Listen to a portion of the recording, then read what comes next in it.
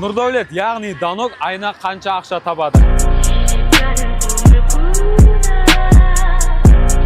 Assalomu alaykum. Mаған оқырмандардан көпшілікіне берілетін сұрақ. Nurdavlet'ің ұлты қазақ па немесе өзбекше? Неге Instagram'da өзбекше жүргізеді? Сол сияқты қызықты сұрақтарға бүгін өзінен жауап алатын боламыз.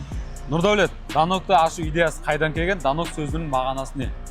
Xo'p, Danok'тың идеясына келетін болсақ, мен өз жас кезден базарда өскен, мамам екеуміз базарда сауда қылғанбыз. Бизнестерді үйреніп, және қосымша бизнестер құруым керек деп ойлап жүрер едім. Сол уақыттан ресторан бизнеске қызығар едім. Оқыдым, ирригация институтына түстім, 4 жыл оқыдым. Энергетика факультетін бітіргем. Қазақстанда Алматыда Еркебұлан деген дос балам бар. Кел бірдеңе ойлаймыз деп шақырған. Өзім келіп, KFC қылар едім, өзім пицца жайып, доставканы өзім қылар едім.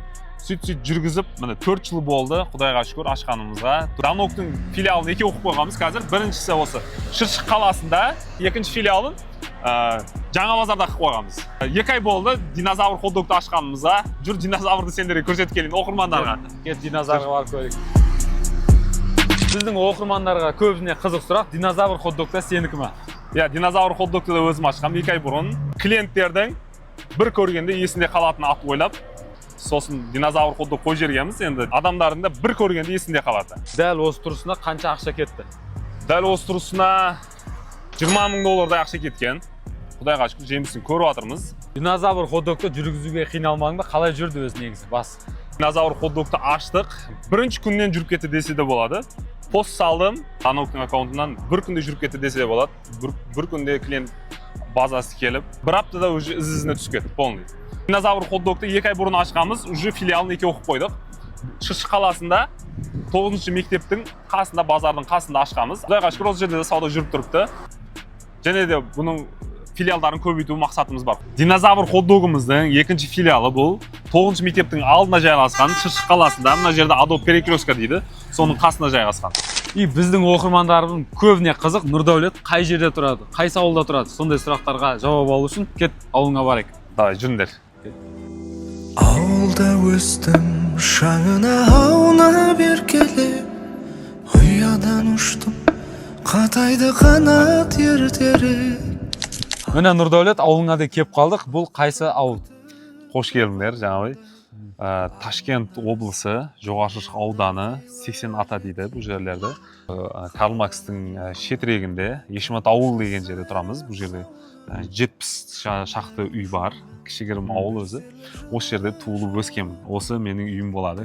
Ал енді ең маңызды сұраққа келетін болсақ, сені ұлтың не? Осы сұраққа жауап берші. Иә, көпшілік жаза береді маған комментариямда, неге өзбекше сөйлейсің, қазақ болып тұрып дейді. Иә, дұрыс, мен қазақпын, ұлтым қазақ. Руым ұлы жүз, Ақкөңілдегі Сіргелі боламын. Мен Өзбекстанда тұрғаннан кейін өзбекше контент жүргізгім келеді. Өзбекше контент жүргізетін болсам, қазақтарым, өзбектерім, тәжіктерім, орыстарым барлығы түсініп көреді. Егер тек қана қазақша жүргізетін болсам, тек қана қазақтар көреді болды. Біздің ауылдың арқасында қара су ағып өткен, біздің ауылдың табиғаты өте керемет. Өзі негізі дачный зоналар десе де болады бұл жерлерді. Ауылдың обзорын кішірек көрейік сендермен. Кеттік, ауылды көрейік.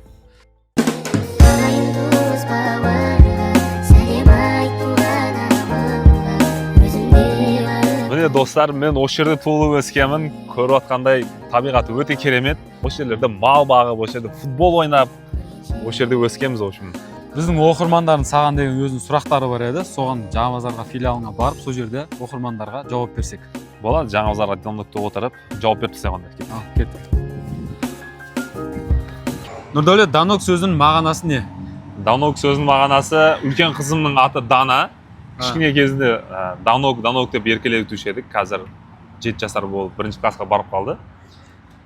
Содан келіп шыққан ғой негізі. Соны еркелетіп, қызым Danok деп еркелетіп айтып, содан Danok болып, маркетологпен сөйлескенбіз. Danok сөзі брендке болады ма, осы брендті ашсам болады ма деп маслағат сұрағанымызда, иә болады, қойсаңдар болады деп. Сөйтіп патенттеп алғам өзіме Danok'тың полный атын. Енді қазір мына біздің көрермендеріміздің ең қызықты сұрақ, Danok саған айына қанша ақша алып келеді? Danok ең қинайтын сауал. Анық қанша ақша алып келетінін өзім де білмеймін. Но пластигіме арайда 7 миллионнан түсіп тұрады. Сол өзіме керегінің жаратамын. Машинама бензин құямын, үйге продукты қайтып жетіп тұрады. сол айына 7 миллион пластик түсіп тұрады, соны білемін.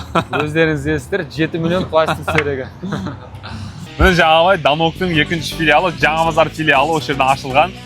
Осы көріністе. Мұз жаңадан мынандай сұрақ келіпті. Данокты қанша ақшамен бастаған? Данокты басында 20 мың ақшамен бастағанбыз, 20 мың доллармен бастағанбыз. Кейін ақша қосып тігіп, осы дәрежеге жеткіздік. Бірінші сол. Ада Аликабонд мастерден қай жылғы бұл бұрақ кетті? Мен 1995 жылы боламын, 17 июнь күні туылғам. Инерия 50-42-ден сұрақ кетті. Неше перзентіңіз бар? Қазіргі уақытта 4 перзентім бар, 4 қызым бар. Жәннаттың кілті қолымда, Құдай қаласа.